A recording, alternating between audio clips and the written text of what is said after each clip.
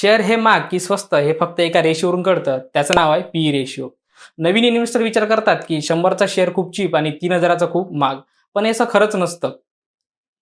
कंपनीचा शेअर हे फक्त प्राइस बघून नाही तर पीई रेशिओ बघून मोजले जाते. म्हणजे ते त्यावरून समजतं की महाग की स्वस्त.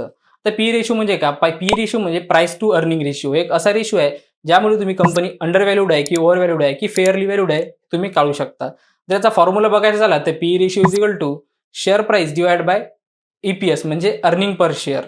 तर आपण आता एक एक इंडस्ट्री पकडू आणि त्या इंडस्ट्रीचा एक ॲव्हरेज रेशिओ काढू आणि त्यासोबत बाकीच्या कंपन्यांचे रेशिओ आपण कम्पेअर करू. सर्वात आधी आपण घेऊ एक बँकिंग सेक्टरचा ॲव्हरेज पीई रेशिओ.